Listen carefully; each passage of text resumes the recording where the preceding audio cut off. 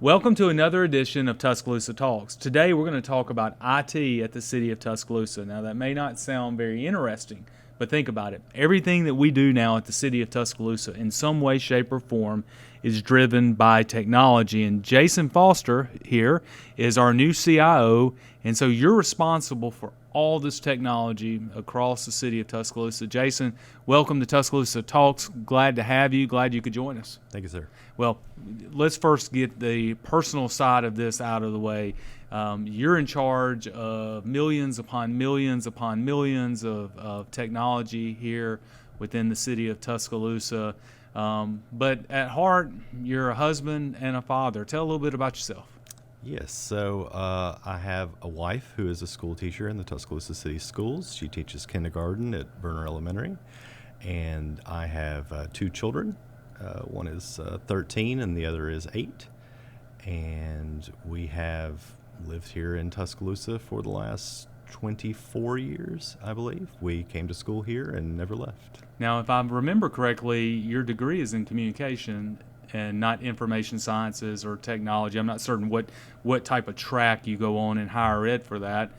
How did you fall into becoming so not only wise in terms of what IT does every single day, but have this ability to manage and lead it and make people, laymen like me, understand exactly why we need these investments? It was, I would say, a very gradual change. I actually started off in my degrees in communication, and I worked in television production. And then I also minored in theater production. So I was really interested in lighting and sound and all the non in front of the camera parts. Mm-hmm. But I started off when I was a teenager working at a computer shop building computers, and as much as I tried to move away from that, it always kind of kept boomeranging back around to me. And I eventually just embraced it and started doing desktop support. And the move from that to where I am now was a very, very gradual one, but I've always liked talking to people. And the technology was kind of just on the side, if you will, and here we are so many years later. Now, what's the biggest misconception about people in IT? You've seen the Saturday Night Live skits. It's always commonplace if something goes wrong, blame IT. So what's the biggest misconception you think about people who work and dedicate their professional lives to IT? I think the biggest misconception is that we're all sitting around somewhere thinking of ways to torture or end users.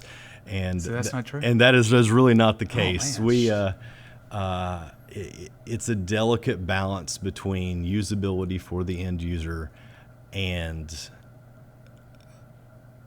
security and other sort of all of the other technical things don't always interface with humans well. So it's definitely a balance to get a user using their things without compromising the other tenets of that. So why does rebooting always work?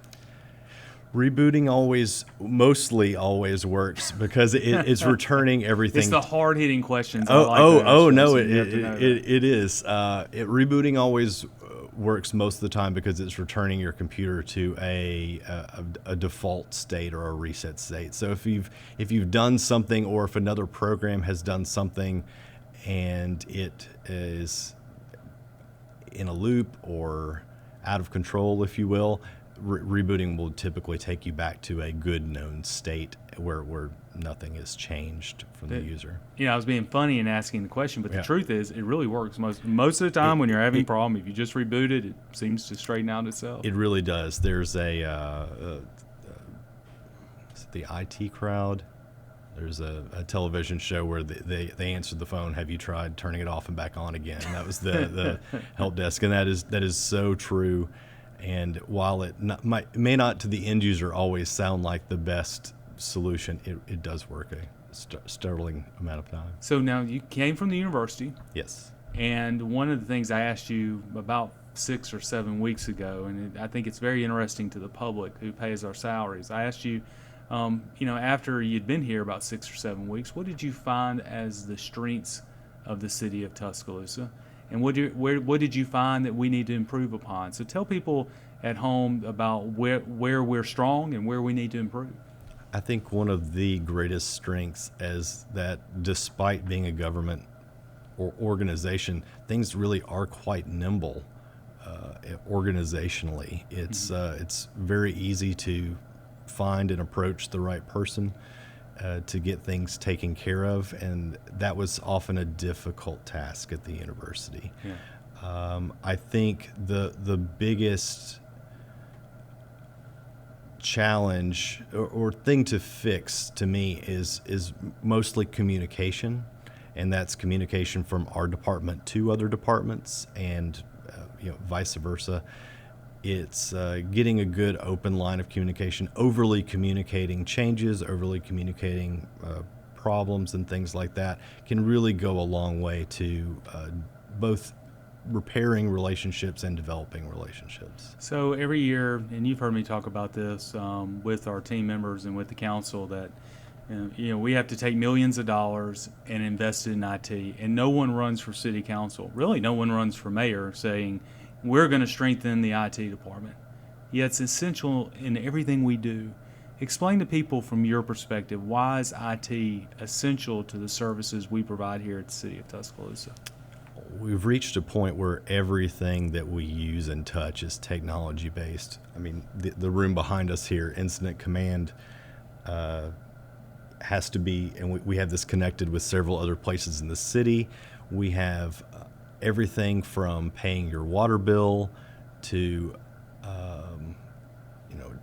reporting a pothole in the streets, all goes back to some technologically linked system that we have here. And the best way for that, I think, having an efficient means of communication in between all those interconnected systems is very important. And that's where a lot of that investment comes from, is getting all these disparate systems to talk to each other and increase the efficiency of not only the users inside the city, but also the citizens of the city. Well, you're the third CIO in the city's history. Doug Taylor and Chuck Crocker followed you, and both built a very strong foundation. 5 years from now, what do you see as the city being able to do to build off that foundation to meet our standard of excellence? I would love to see an improvement in our externally facing systems that citizens of the city are using.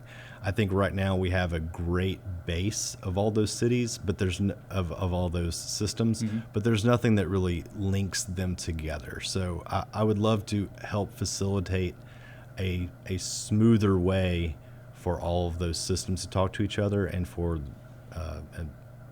make it as easy as possible and efficient as possible for someone to be able to, say, report an issue or pay a bill. And then on the flip side of that, make it a lot easier for us internally in the city to respond and process those issues. So what would you say is the coolest part about being the CIO of the city of Tuscaloosa thus far? It's, to be honest, the very disparate number of things that the city supports. The amphitheater, we have lakes, police, fire. I've really enjoyed learning about all the different parts of the city that I honestly, as someone who's lived here for so long, never even once thought about. So that is to me the neatest thing, is just how diverse our offerings are here. That to me has been the most fun.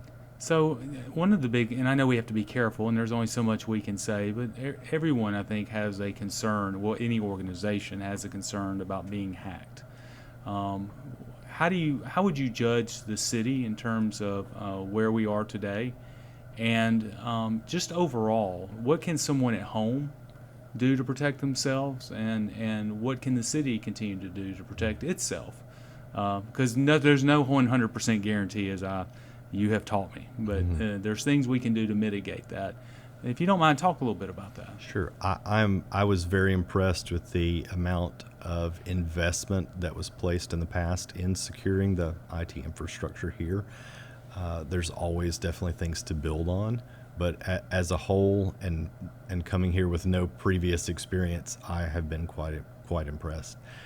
As far as users at home, the biggest way that an end user is compromised or has their computer compromised is through either malicious links in texting now or email. And I think being extremely vigilant as to what links you click on in an email is the most likely way to have a computer compromised. And like I said, now they've gone to texting, which is even more annoying from that. But just being very vigilant, making sure that the message that you're getting is actually from the person that you're getting. You know, Regions Bank isn't typically going to email you and ask you to log in and fix something on your account. Yeah. So if you get an email from Regions or American Express or anyone else like that, go to their website directly. Don't click on any links. You know, go to regions.com and log in the normal way you were, because usually any links in that an email will take you to a fake site. You'll log in and then someone else has your credentials and go transfer money out of your account. That's probably the number one thing I would suggest to people. So if the council approves our budget, there's some personnel investments we'll be making to continue to expand our IT footprint, so we can continue to deliver our services at a high level. If somebody's interested in coming to work for the city of Tuscaloosa, especially under your leadership and guidance within IT, why should they come and be part of this team? I think that we have both this is a very exciting place to work because of the diversity and of things to work on, but also, like I also said earlier, the investment in the past in the city's infrastructure has, I think, been excellent. And so coming to work here, you have a lot of resources to work with, and a lot of flexibility, and it's a very nimble, I think, place. So if you come in here and you have ideas, we are more than happy to run with them. And I think that's fairly unique for an organization this size. Okay, this is a no judgment answer, rapid fire. Okay. iPhone or something else personal? Android. Android. Why? I've had an Android since the first version of the phone, and I'm fairly embedded into Google's life cycle system. I like iPads, but I've never been a big iPhone user. Okay, I was going to ask you, Surface Pro or iPad? So you've answered that. I do like the iPad. I like the usability and the form factor. I just don't like it as much in a phone. Okay, all right. Just out of curiosity, well, what do you do for fun, Jason? I very recently, about 2 years ago, started woodworking. So that's my, go out in the garage and make sawdust on the weekends a little bit. I'm not particularly good, but it's a nice non-technological thing. You still have all your fingers? I do. Still intact. They're very good. And that's probably the biggest thing at the moment. I like, playing with my kids and video games. That's probably top three there. Favorite video game? It's a good question. I like a lot of the Mario games on the Switch. So any of those come out, or Legend of Zelda. A lot of the things that were original Nintendo games in the 80s and have followed through, I still make sure to go play those. Well, I know when you came to be part of this team here, you didn't know podcast would be part of your job description. I appreciate you doing this because, again, I kid about no one runs for office to support an IT infrastructure, yet it's one of the most essential things we do here at the city to make certain we deliver services at a high level. We couldn't do it without your leadership, and I've been very impressed the last few months about what you brought to the table. We're very fortunate to have you at the city and wish you much luck and Godspeed. And to everyone watching Tuscaloosa, we wish you the same. This has been another edition of Tuscaloosa Talks.